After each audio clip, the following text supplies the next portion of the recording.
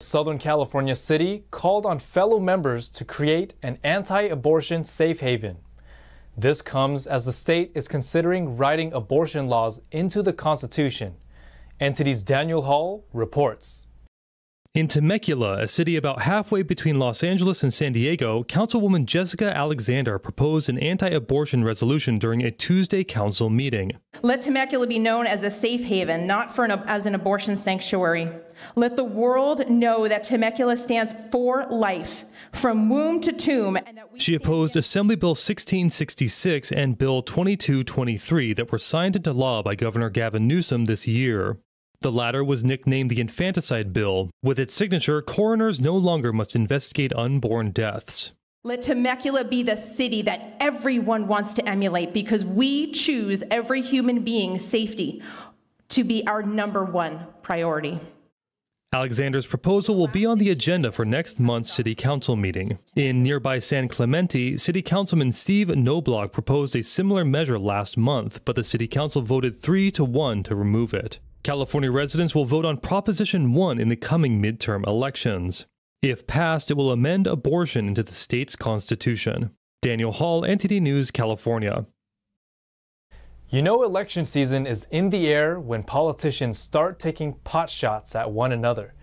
In their ongoing saga of drama, the governors of California and Florida traded criticism of one another once again. Following Florida Governor Ron DeSantis sending about 50 illegal immigrants to Martha's Vineyard, Governor Gavin Newsom responded.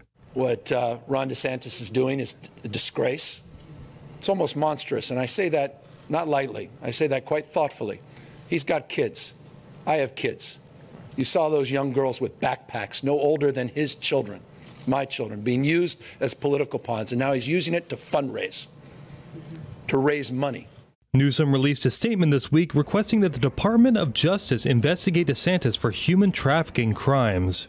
The governor of California sent a letter to the Department of Justice saying you need to prosecute Texas and Florida governors. And all I can say is I think his hair gel is interfering with his brain function.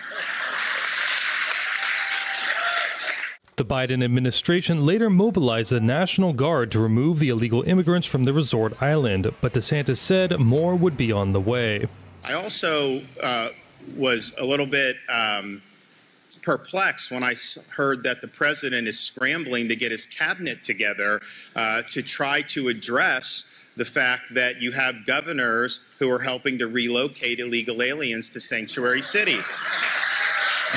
The New York Post previously reported that the Biden administration flew illegal immigrants from both Texas and Florida into New York to decrease loads at the southern borders. Many of the reported passengers were minors.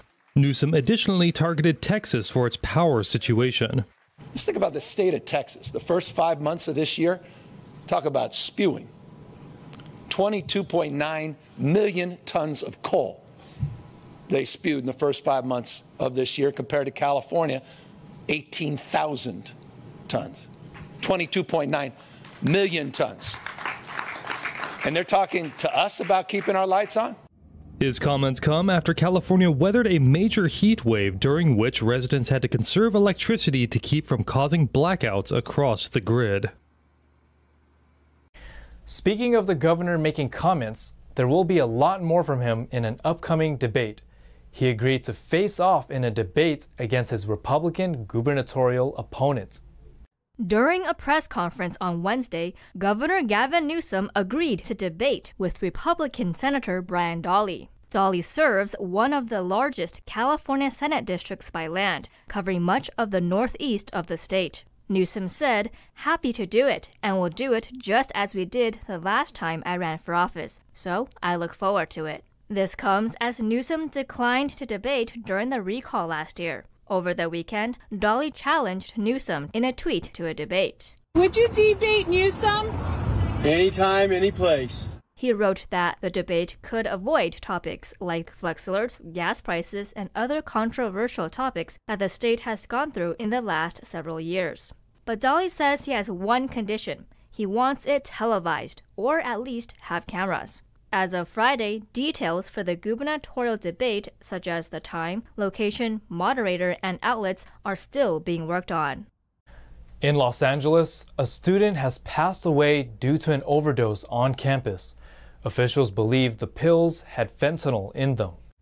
During a press conference on Thursday, the mayor and superintendent announced that a Bernstein High School student died of drug overdose. On Tuesday, in our City of Angels, we lost a bright young angel who was the victim of a drug overdose taken from us way too soon in our city.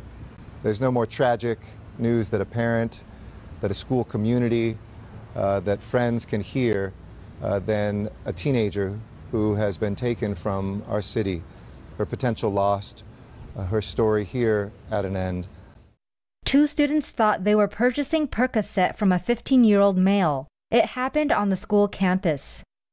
Both these victims, after they received the pill, went to a woman's bathroom where they crushed it, and we believe they snorted the powder as an effort to get the influence of the drug.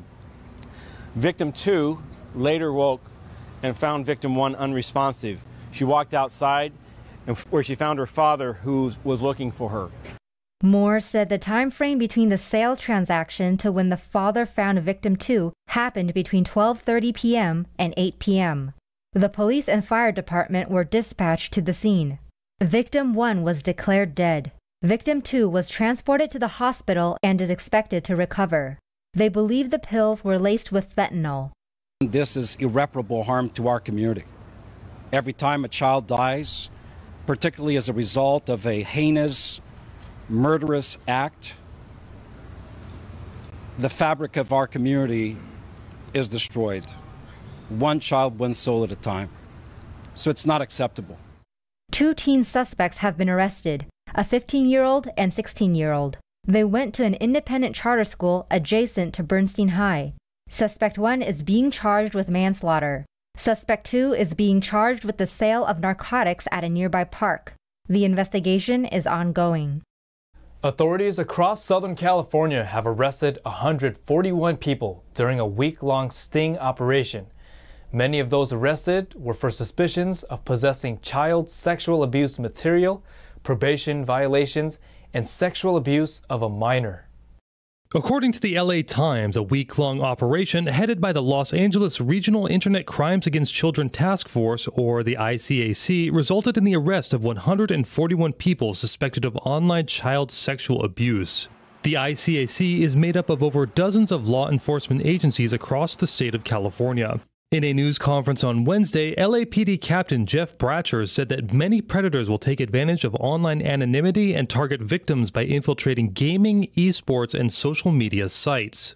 Bratcher told the LA Times, "When we first started in 2004, we started LAPD's ICAC because we received 458 tips that year. In 2019, that number rose to 8,500. In 2020, 2021, both years we were over 24,000. This year so far, we're over 25,000, so we should end this year with over 36,000 cyber tips."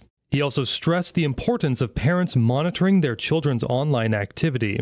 During the operation, investigators said that they pursued new leads while also following up on people who had been arrested previously. This included a San Bernardino County Sheriff's deputy and Dr. Gary Gullin, an ex-pediatrician at Cedars-Sinai Medical Hospital. He was charged with possessing over 600 sexually explicit images of children. Officials also remarked that the pandemic brought an astonishing increase of child sexual abuse reports. This was due to the stay-at-home orders and the closing of schools and youth activities that resulted in children spending more time online. Last week, the California governor signed a new law that would set labor standards for the fast food industry. Critics of the bill are calling this a case of background politics and have formed a coalition to block the law. Assembly Bill 257, which was authored by Democrat Assemblyman Chris Holden, was signed by Governor Gavin Newsom just last week. The law will establish a fast food council consisting of 10 members. The council would include state representatives, worker delegates, and employer representatives who would set new minimum wages, hours, and working conditions for the industry's employees. Many opposers of the bill, which include the International Franchise Association, the National Restaurant Association, and many small businesses and organizations, formed a coalition to begin the first steps by filing a referendum to block the law. The coalition, also known as the Protect Neighborhood Restaurants, said that many restaurants and small businesses would be hit hard by wage increases. They also noted that many restaurants would be forced to shut down due to the industry still recovering from the COVID-19 pandemic, inflation, and supply chain disruptions. Protect Neighborhood Restaurants told the California Globe that, quote, as a result of backroom politicking, Governor Newsom has signed a lie into law and maligned all of California's quick-service small businesses and local franchises as bad employers. To delay AB 257, a petition would need to gather over 600,000 signatures. A statement regarding if the petition is accepted will be announced soon. Elon Musk's company is building new superchargers throughout many locations in California. Along with this comes several enormous locations capable of charging 100 vehicles simultaneously. Tesla is currently building 4 large supercharger locations in California. According to the California-based media company Teslarati, Tesla received grants from the government with the requirements that the locations must support both Tesla and CCS charging. CCS stands for Combined Charging System, a common standard for North American and European manufactured vehicles. Tesla said that at least half of the chargers will have CCS capabilities. One supercharging station will grow out of an existing station in Baker. It will support over 100 vehicles to charge at the same time. Baker sits along I-15, the main route between Los Angeles and Las Vegas. The second spot is in Barstow with 100 stalls.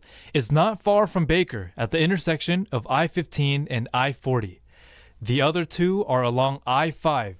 On the southern stretch of the freeway, an existing station will expand in Coalinga, southwest of Fresno. It will support 164 charging stalls. Lastly, the 4th location will be a new facility with 100 stalls in the city of Willows, about halfway between Sacramento and Redding. The goal of its supercharger network is to allow freedom of travel for Tesla owners and have it cheaper than gasoline. Tesla already operates more than 35,000 superchargers worldwide, located on major routes. 15 minutes can recharge up to 200 miles. Earlier in September, the company asked Twitter users for suggested locations for new sites to be included in a future poll.